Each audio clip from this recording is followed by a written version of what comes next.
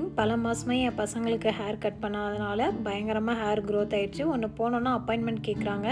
அப்படி இல்லாட்டினா இந்த மாரி க்ளோஸ்டுன்னு போட்டிருந்துச்சு. இன்னைக்கு வந்து கவர்மெண்ட் ஹாலிடே அப்படிங்கிறனால லீவு. ஸோ பக்கத்தில வந்து இன்னைக்கான ஷாப்பிங்கையுமே வந்துட்டு முடிச்சுட்டு, வீட்டுக்கு வந்து தான் வந்து லஞ்ச் வந்து ப்ரிப்பேர் பண்ணோம். இன்னைக்கு வந்து லாப்ஸ்டர் வந்து ஹஸ்பண்ட் சமைக்கலாம் அப்படின்னாங்க. ஸோ லாப்ஸ்டர் வந்து இது நாள் வரைக்கும் நான் சமைச்சது கிடையாது. எனக்கு சமைக்கவும் தெரியாது. அதனால அவங்க தான் வந்து குக் பண்ணாங்க. நான் வந்து கொஞ்சம் சைடில் வந்து கொஞ்சம் இந்த எடுபிடி வேலையெல்லாம் வந்து பார்த்து கொடுத்தேன். எனக்கு வந்து தேங்காய் பால் மட்டும் எடுத்து கொடுக்க சொன்னாங்க. அதனால் வந்து நான் தேங்காய் பால் மட்டும்தான் வந்து அவங்களுக்கு எடுத்து கொடுத்தேன். மற்றது எல்லாமே அவங்க தான் ப்ரிப்பேர் பண்ணாங்க. இவங்க வந்து எதையுமே வந்து அரைச்சு வந்து போடலை.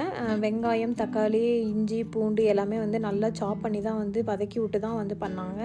இதில் வந்து கடைசியாக வந்து தேங்காய் பால் ஆட் பண்ணிவிட்டு கொஞ்சமாக வந்து புளித்தண்ணி வந்து ஆட் பண்ணிக்கிட்டாங்க. ஸோ அந்த கறி மசாலா, கரம் மசாலா எல்லாமே ஆட் பண்ணிவிட்டு ஃபைனலாக வந்து லாப்ஸ்டரையும் ஆட் பண்ணிவிட்டு அவங்க வந்து கொதிக்க வைக்கலை. ஏன்னா ரொம்ப நேரம் கொதிக்க வச்சோம் அப்படின்னா ப்ரான் வந்து ஓவர் குக் ஆகிடுச்சுன்னா இப்படி ரொம்ப ஹார்டாக இருக்கும், அது மாதிரி ஆகிடும். அதனால் வந்துட்டு இது அப்படி பண்ணக்கூடாது அப்படின்னு சொல்லியிருந்தாங்க.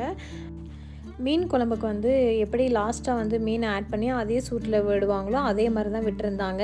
2வது வந்து தேங்காய் பால் ஆட் பண்ணுறதுனால கொஞ்சம் திரிஞ்சு வந்துடும் கொதிச்சா அப்படிங்கிறனால அதே சூட்டில் வச்சுருந்தாங்க. உண்மையிலே நான் வந்து ஃபஸ்ட் டைம் வந்து இந்த லாப்ஸ்டர் வந்து சாப்பிட்ருந்தேன்.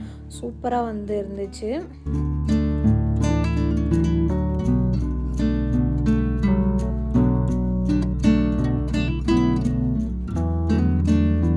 The next day.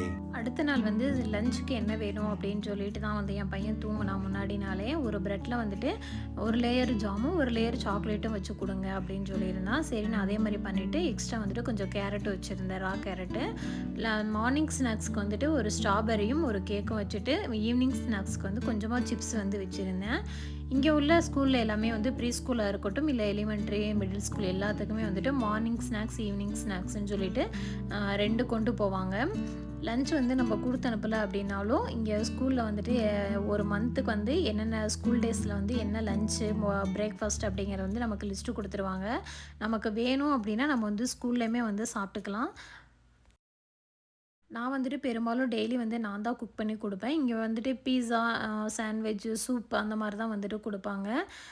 School bus வந்து மார்னிங் 7:14க்கு வந்து வந்துடும், ஆன் டைமுக்கு வந்துடும். இங்கே கிளாஸ் வந்து 7:55க்கு வந்து ஸ்டார்ட் பண்ணுவாங்க.